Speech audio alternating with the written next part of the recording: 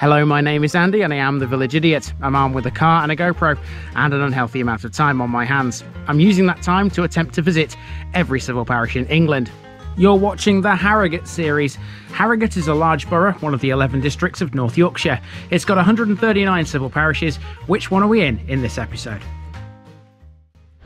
Welcome back to Harrogate again, people. Now, last week we saw a place called Bridge Hewick, which I'm sure, as you remember, was a really difficult place to walk around because of that busy and narrow main road. Well, here things are a little bit different. It's almost got the same name, but this is a nice circular walk with plenty of features for us to get our teeth into.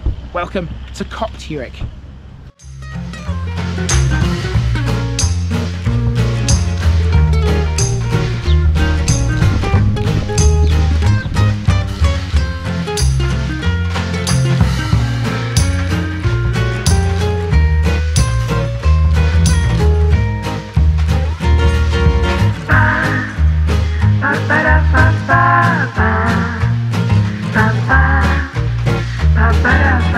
Here's my disclaimer for people who may be watching me for the first time. I say things as I would in my native accent and dialect.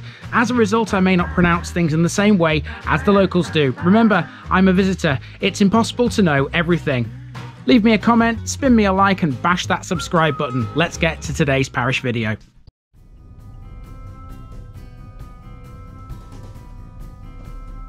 Copt Hewick, High Farm Peak.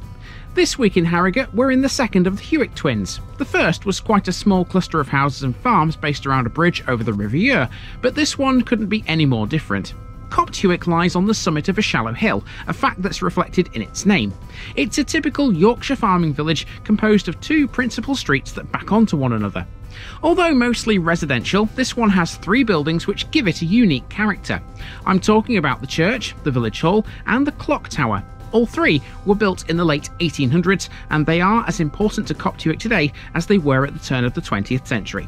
Without a doubt, they are the most iconic structures here, but further east is Copt Hewick Hall, which accounts for most of the other listed buildings. It's much older, dating back to 1775, and recently hit the news thanks to some renovations that should never have happened.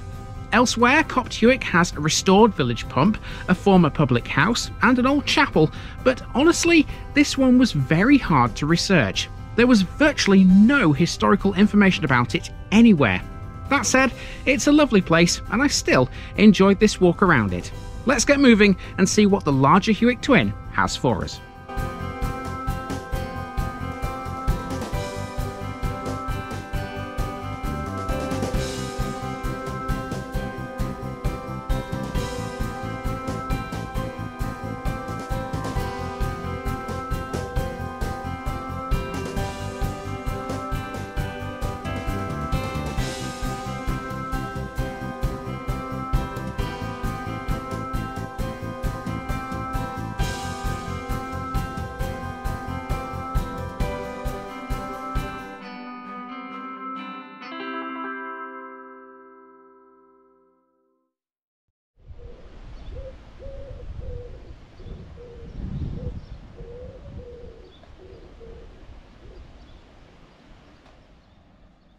We start our walk with Holy Innocents Church, the only dedicated place of Anglican worship Copt Hewick has ever had. It was built in 1876, but before that, Anglicans met in a schoolroom. Designed by W. Lewis and Robert Hargreave Broderick, it was consecrated by the Bishop of Ripon. It's built of polychromatic brick with a roof in purple slate with grey bands. It acquired the title of Holy Innocents in 1887, and at the same time the nave was extended, the roof was replaced, and a vestry was added.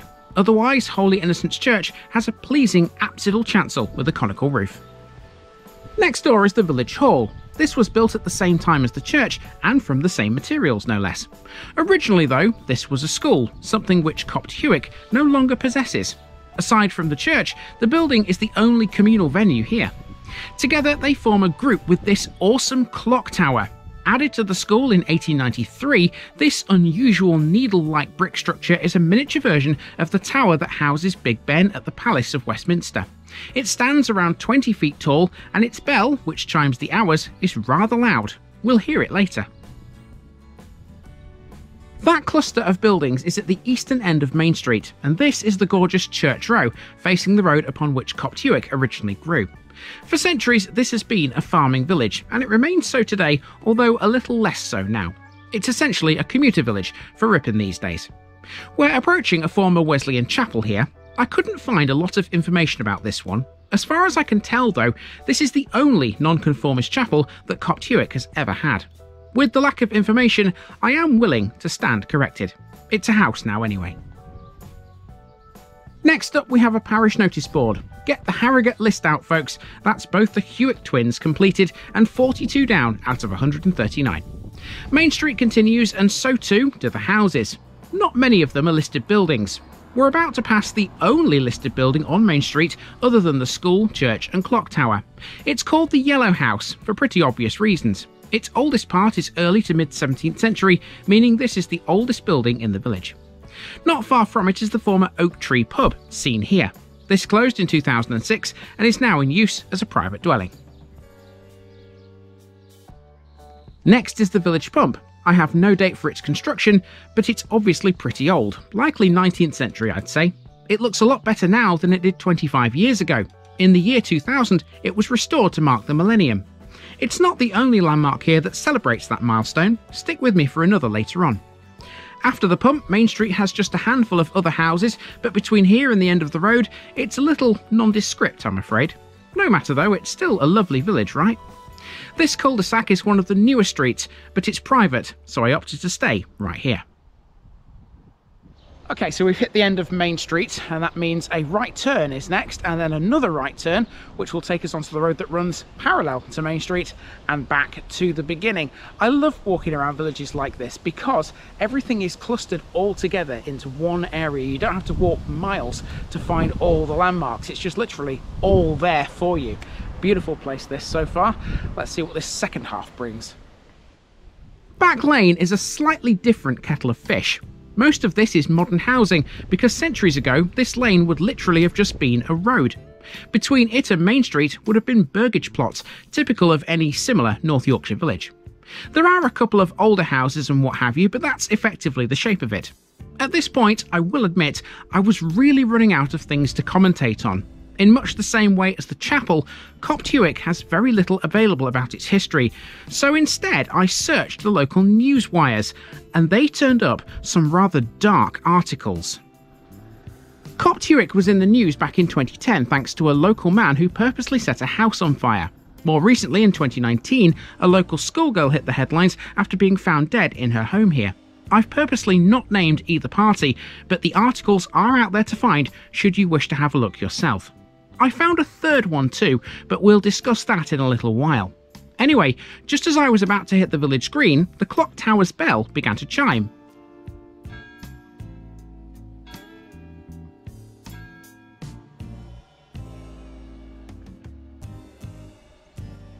There are two landmarks of note on the green to finish with.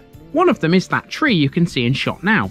That's the Millennium Oak, planted by the villagers on New Year's Day in the year 2000 to mark the first day of the 21st century. It can be argued they were a year too early, but that's a whole other story. The other thing on the green is this playground, and you can tell from this angle just how much of an elevation difference there is between Back Lane and Main Street. Rounding it all off is the village car park, so if you fancy a wander around this one, your motor is safe right here. Okay, we are all the way around the village of Copt Hewick. Beautiful place, absolutely love it, and I love the chimes on the clock tower. I wasn't expecting that, didn't know that it chimed, and I just managed to catch the very sort of last bits of it, didn't I, before it disappeared into the atmosphere, if you like. The sound waves disappeared into the atmosphere.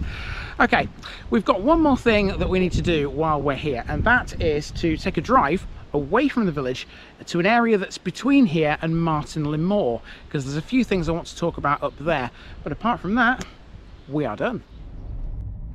This drive will take us to Dishforth Road. Note the big trees, walls and railings on the right hand side.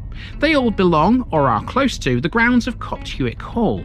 Here's a picture of it, because seeing it from the road is impossible. The hall dates back to 1775 and accounts for the rest of Copt Hewick's listed buildings, and that caught its owner out.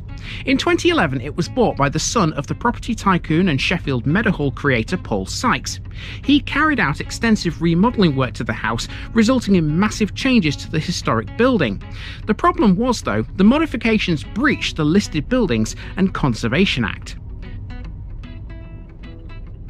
To finish with, we come to an industrial estate off the road to Dishforth. This is Sycamore Business Park, which offers a rare combination of easy access and high specification units and workshops, which are affordable for all. It can accommodate all business types, from the smaller startups and independents to the growing and established. It was created in 1995. Current residents include an aviation company, John Bull Military Clothing, a pizzeria, and even a photography business. It attracts anyone and everyone, and it attracted me to investigate. No time to hang about though, there's more parishes to visit, so I'll see you in the next one.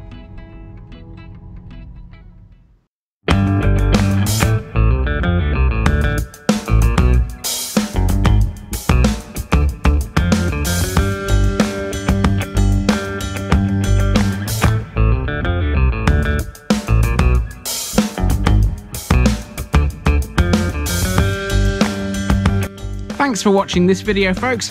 Don't forget to like this episode if you haven't already. It really makes a difference with YouTube. If you're new here, subscribe to the channel for more videos like this, and give us a share too if you've got friends who'd like it. You can find all the links to my social media accounts below, as well as my Buy Me a Coffee page where you can donate to the channel. Also, if you've enjoyed this episode, have a look at some more videos in this series. Until next time, I've been Andy, also known as the Village Idiot, and I'm out.